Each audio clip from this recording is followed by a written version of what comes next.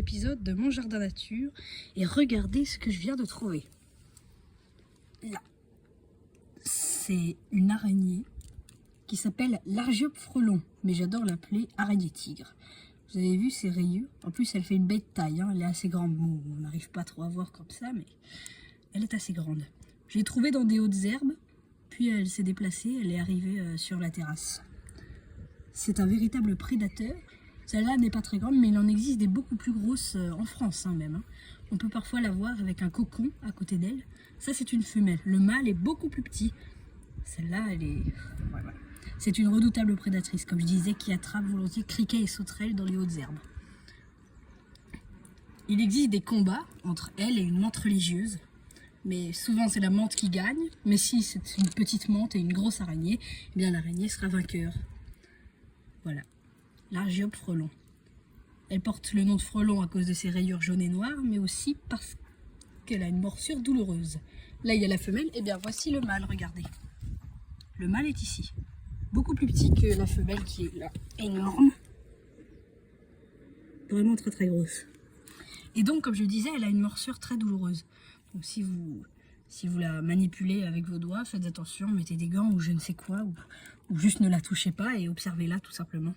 Sa morsure est assez douloureuse, elle est un peu comparée à une piqûre de guêpe, donc faites attention. Voilà, c'est tout. Et puis, je vais vous présenter le mâle d'un peu plus près, si je le retrouve. Il est là, il a déjà commencé à tisser sa toile, la femelle est juste de l'autre côté. Je vais essayer de les réunir. On va voir comment on peut faire ça. Alors, je vais y aller doucement, pour pas... Oh, j'ai l'impression qu'elle a senti le mâle, regardez, elle a déjà monté.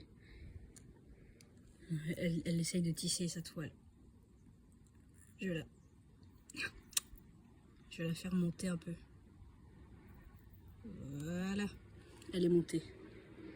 Et là, je vais la faire aller de l'autre côté. Non. Ouais, elle est là. Ah, là, elle s'éloigne. Alors, comment je vais faire pour la faire revenir auprès du mâle? Voilà.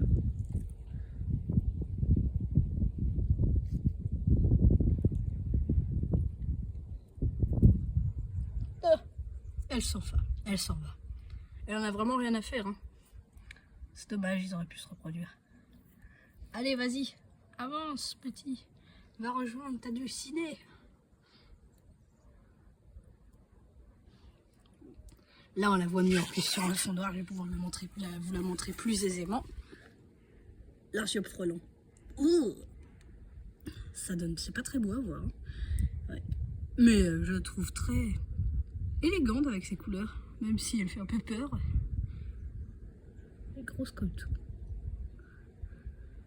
Et c'est pas trayé et tout ça, ça fait vraiment penser à un tigre. Hein.